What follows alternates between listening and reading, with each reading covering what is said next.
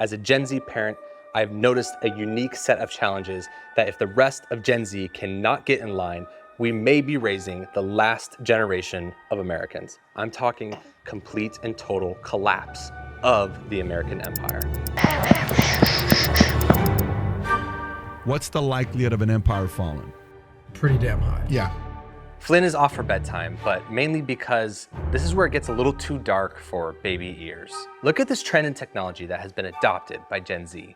The classic mechanical watch has been traded for the smartwatch. You know, instead of the watch that tells you the time and gives you a calming, clicking, heartbeat-like tempo, we've traded it with the smartwatch, the one that gives you vibration notifications of your next appointment, of who's calling you at the time, the messages you're receiving, what you're behind on, what you're on time for, and how you're doing on your physical fitness. Some look at these things as benefits, others experience them as massive anxiety, piling up over time like a massive snowball. Even outdoor activities like riding a bike have been dominated by the e-bike industry.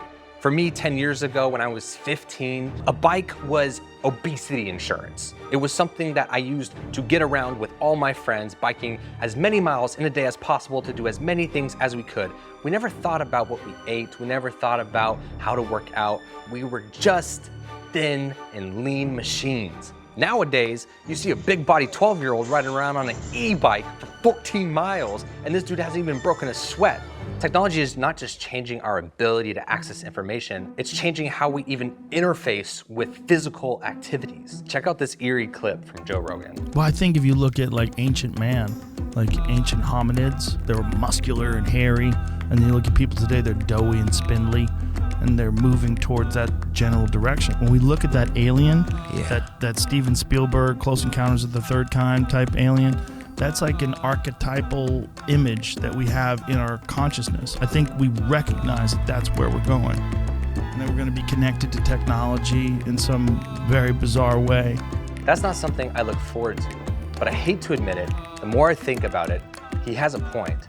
Gen Z may be creating habits that affect the very evolution of humankind moving forward. But what if it's not what is ruining the future generations, but who is ruining the future generations? Is all this happening because of technology and habits, or is there a more sinister person at play here? You can't explore this topic without talking about the one and only, possibly lizard robot man, Mark Zuckerberg. We got one. Mark, are the allegations true that you're secretly a lizard?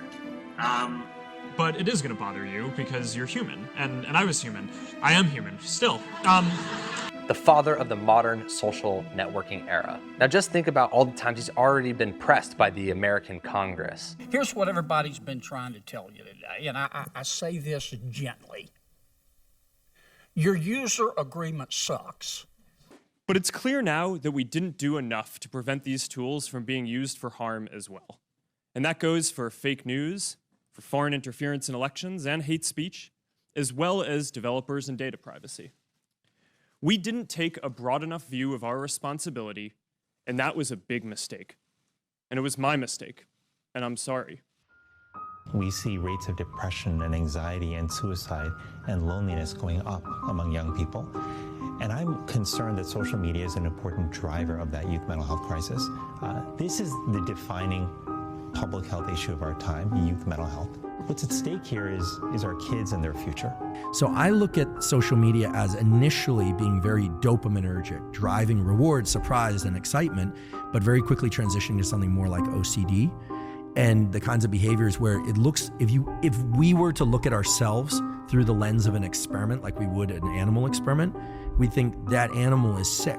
The conversation of who is ruining the future generations is just not complete with acknowledging that Mark Zuckerberg created an era of social media that directly correlates to increased anxiety and other mental illnesses. But that's a lot of weight to put on one man's shoulders. What if it's more of an external threat? Sitting in my driveway here in Billings, Montana, and right now there is a ground stop on our airport, and this thing is up in the sky.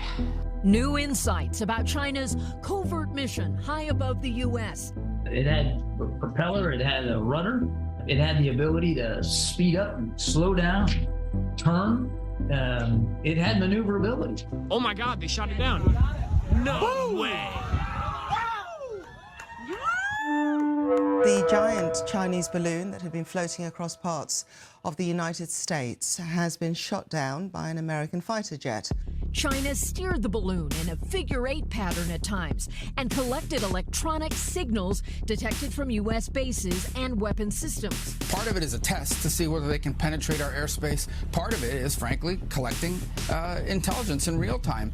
Have you heard about that Chinese spy balloon that's floating over Montana? If you think that's bad, you are really gonna hate this. If you have TikTok on your phone, you have a Chinese Communist Party commissar following you around 24/7. At this point, it's a well-documented fact that the Chinese app TikTok shows debaucherous content to young adults, while the Chinese version of TikTok that they have in their country shows achievements in STEM, science, mathematics, engineering, etc. The version that's served to Chinese consumers, called Douyin,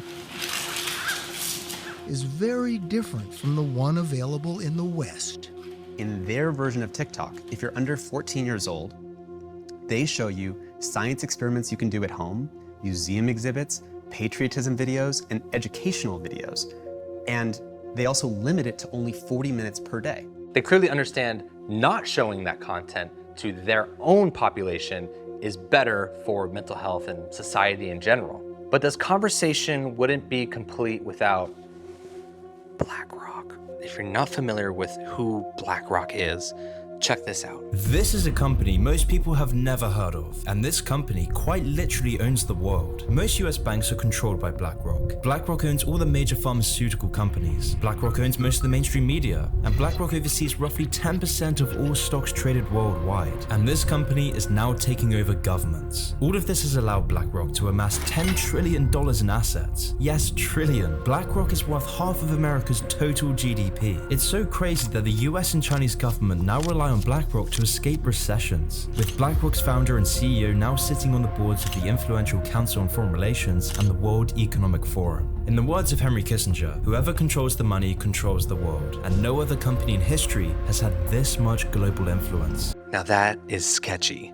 There may not be a one world power right now, but there is a company that owns a large majority of the major corporations. And how scary can that get? You have all the money in the world.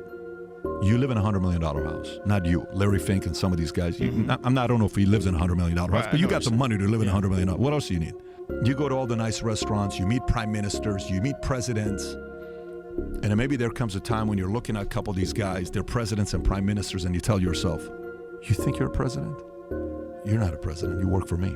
Now, as a new dad, I think about these major factors that are influencing Gen Z, changing their values, and shifting how they even see the world. But with all these forces at play, it seems like there's no hope for the future generations. But that's just not 100% true. I actually think there's a narrative that they are trying to suppress. Is it me, or is Gen Z weirdly conservative? What would you like to see Joe Biden do in the winter? Resign. Doesn't it make you laugh that it literally triggers feminists when you say, like, I want to make my man a sandwich, or I want to serve him, or I want to be submissive? Why do you get so mad by that? Why does that trigger you? Like that like providing, men provide and females nurture. I'm from Asia, so like everyone there, my family there, it's the same thing that you just said, and they're all happy. They're all happy over there. Everyone here is miserable. Everyone here is miserable, and they think they're on the right side of the moral compass. In 2022, 36 of 18 through 24-year-olds voted Republican. That's a 5-point jump in just 2 years. Could Gen Z be turning conservative and in turn having more conservative values? But there's a layer deeper that no one's talking about. Now, there's an old saying that if you are Republican before the age of 35, you have no heart. And if you're Democrat over the age of 35, you have no brain.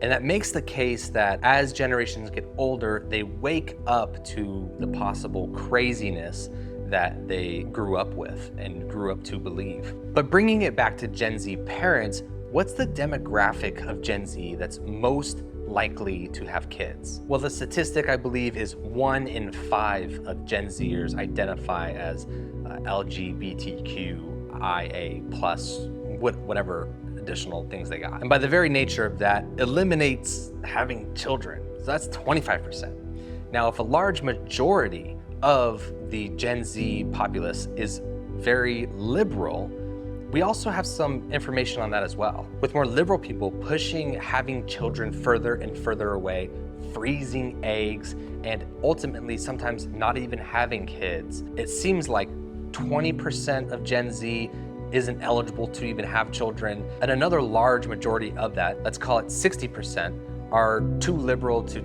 even want kids. Now this brings us to the old 80-20 rule. 20% of a given group achieves 80% of the results, and 80% of the population achieve only 20% of the results. So with our figurative Gen Z math here, the last 20% are maybe people that are leaning more conservative, are maybe waking up to the idea of these values being a little crazier than they initially anticipated. Well, this is the people that are going to be having kids. People with conservative and traditional values are going to have kids at a younger age. And that means that Gen Z with traditional or conservative values are actually going to be producing a large majority of the children from Gen Z. But it's not just a liberal or conservative thing that's going to save Gen Z from destroying the future of America. I mean, it helps. But here's where Gen Z parents that have conservative or traditional values could still be in massive trouble when it comes to raising the future generation. So as a Gen Z dad, this is my warning. This is what I've noticed will be most detrimental, regardless if you raise your kids with conservative and traditional values. Everywhere you go, someone's face is in a smartphone, tablet, or laptop. Technology has become our source of education, entertainment, and even community. But I don't believe the human brain was made to handle this. And if the human brain isn't made to handle it, then absolutely a developing human brain isn't made to handle it. I had a friend tell me that their kid learned how to crawl because he was so interested in her iPhone. And I've personally seen this with my own baby. Immediate silence, zoning in, locking in, eyes fixated to the phone. And that's when we realized it's time for some books for this kid. But the problem isn't the technology or the screen time, or as your grandma used to say, if you sit that close, your eyes will be glued to the television. So it's not the technology, but it's what the technology is conveying. It's what the people behind the scenes controlling these major social networks want to tell your children. It's what BlackRock is funding companies to say. It's what China wants you to believe so that the American society can fall apart. And these kids will draw to these devices with access to access, millions of people they can talk to from all around the world, millions of sites they can visit, and they can't comprehend the damage it's going to do to their development, the damage it's going to do to their nervous system. Secondly, we live in a society where this technology does serve us, and it's all around. It's in our pockets, it's on our watches, it's in our cars, it's in the grocery store, it's everywhere. And if we're not careful, the same way that baby learned to crawl because he wanted to get to a smartphone is the same way our environment is going to end up raising our children. And if Gen Z parents, me included, let our kids be raised by their environment, which is technology, your family values will only be whatever is trending at that point in history.